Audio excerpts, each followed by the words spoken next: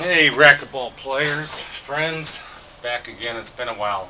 It is Sunday, August 14th, 2011, and we're going to touch on a subject. This is going to rave. It's going to start a big deal. I'm going to name this, what's the best racquetball racket? What's the best racket?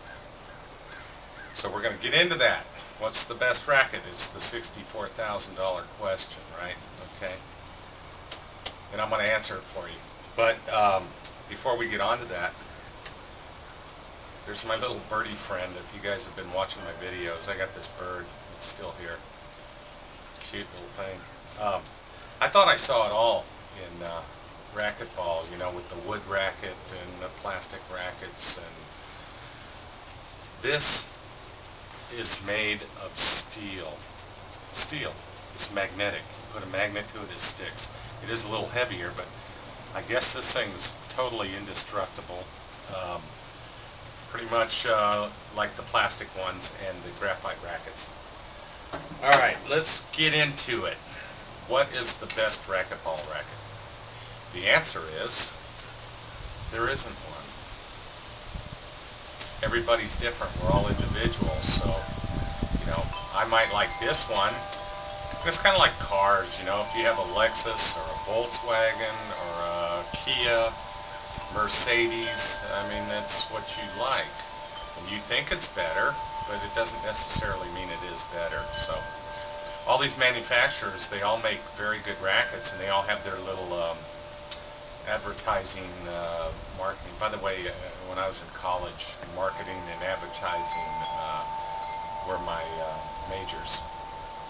So there's tricks to everything, you know. And like I said before, the frame of the racket is pretty much, it doesn't really matter what it's made of. In a sense, like I said, if you hit the wall, if you have, this one's aluminum, okay, but it's one of those strong aluminums, and I do like this racket, but if I hit the wall hard, I could break this racket very easily. Of course, the steel one, no chance of me breaking this thing, I don't think, but I got to tote the extra weight. It's kind of a cool racket though. So here again, here's a what the industry calls a entry-level racket. It is made of aluminum. This is a hybrid now. I mean, I've restrung this, and now it has polyester mains and nylon crosses, vibration isolator built in. They can call it entry level if they want, but to me, as long as you don't hit the wall and it feels good, you like to hit it, it's a good racket. So it doesn't matter if it's made out of aluminum or paper, as long as it'll hold the strings. Here's a high-end, of course. Here we are again with our Pro X. This is a high-end racket, silver ace, vibration isolator button right there. So it's all what you like, you know, the strings. But here, I wrote down some things. Here are some of the things that determine. You can take this racket, which this one is one of those ring rackets made by Echelon. It's total hybrid now. I mean, it's been completely rebuilt from the original frame, okay? It's got the same string pattern as the original manufacturer. However, it has hybrid mainsprings, which are polyester or copolyester. In fact, this one has Head Ultra Tour copolyester mainsprings. The crosses are a dual-core nylon, give you that trampoline effect, you know. And that's what I like. You may not like that. You may like you know, synthetic gut all the way around, where you can click the notching on the strings. If that's what you like, then that's fine. But I can turn this racket into something that suits me, which it is right now. And it is the type of string, what kind of string, the string pattern, the string tension. In certain strings, tension does not even apply, like poly or copoly. It doesn't even register. Now with nylon, with graphite, with synthetic gut or natural gut, then yes, tension comes into play. We've gone over this before in that. So, but I can turn any racket into whatever you like or whatever I like. It just, and it's what's appealing to you. You know, you might not like the color of the strings or the color of the racket or the shape of the racket. You know, do you like this shape? Do you like this shape? You know, like this shape. I mean, by the way, which racket looks bigger to you? This Echelon hybrid or this entry level? This is a, I guess it's Wilson Express entry level.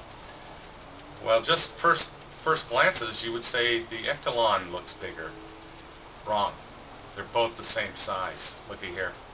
Handle to handle, head to head. They're both 22 inches long, which is the maximum. We're talking string bed. However, this one, the Echelon, has a longer string bed. This Wilson has a wider, well, it appears wider, but let's see. And actually, only in a couple places, which is negligible, is it wider. It just looks wider, okay? So, a lot of things are deceptive. So, they're both the same size, 22 inches, okay? So let's get to my list here. But whatever brand you like, and I've named all the brands in the past, and they're all good and whatever you like, but it's what makes the perfect racket for you is the strings, string pattern, string tension, type of strings, okay? But it doesn't matter if it's, we were talking about string bed, okay? This one's got a really little string bed, and I believe this thing is 18.5 inches from handle to head. Compared to the 22 inch, we've done this before, remember about that, so you got about 3 inches. Bring it up here, of course, now the sweet spot is in the same exact place on both rackets. Difference is the string bed is a lot shorter on this, but I can make this play like this by loosening the strings or using a different kind of string, okay, because it's got a shorter string bed, you know, less of a trampoline. By the way, on all rackets, racquetball, actually tennis rackets as well, the sweet spot, as we all know it as, the sweet spot, which is right here, okay, it is approximately 3 inches from the head of the top of the racket, 3 inches down is where it starts, and it goes approximately 3.5 inches from there. So it's about right here on any racket. Okay, that's the sweet spot. Okay, but the smaller the bed, it doesn't matter. I mean, it's a little racket, but I can string this loose or less, and I like to say less is more. This has less string in it, which gives you a better string bed as well. Let's see what else we got here. So racket size, whether it's 18 inch all the way up to 22 inch, it doesn't matter. You can make it into whatever suits you, you know. And you can use graphite strings, titanium, whatever. Gut, synthetic, or whatever. But string bed size, string choice, string pattern as well, like this. This is a hybrid now, the steel racket. String gauge as well, how fat, thin the string is, has something to do with it as well. Hybrid stringing, like does it have polys in the main and nylons or synthetic gut in the crosses? That has something to do with it as well. It's experimentation. And me being a stringer, I have the opportunity to experiment, so that's a good thing. And I found what I like. In fact, this old Echelon, even though I haven't done it is a hybrid, but the pattern, the string pattern is factory. So, but it just has hybrid strings in it. So,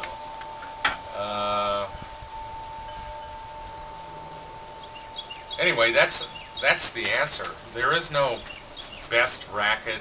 You know, if you A lot of people, if it's new, it's better. That's baloney, you know. And they always come out with new little things, like some of the manufacturers, and they're patented, that the strings go through the handle of the racket, and nobody else can do that because it's patented. And so that means a longer main strings, therefore giving you that more. But you know what? You can compensate for all that with string tension or lack of string tension as well. So that can all be compensated with. Another manufacturer, instead of going through the handle, goes around the handle to give them a longer string bed. And there's other little, they all have their little gimmicks, but they're all good if you like them. I mean, we all play with one of these brands because that's who's out there, and so you get one, you like it. But what gets me is when they call these, which is aluminum, and it's weaker than titanium, it's weaker than graphite, it's weaker than the plastic, and obviously weaker than the steel. But like I'm saying, if you don't hit the wall, then you're okay. I mean, it doesn't matter if it's aluminum or wood. If you don't hit the wall, then you're okay. So they put a label on that saying this is a entry-level racket. And I've heard guys at tournaments making fun of other people because they have what they call club rackets. They're playing with a club racket, you know, like a loner. And so I know guys that play with club rackets that are excellent racquetball players. So it's not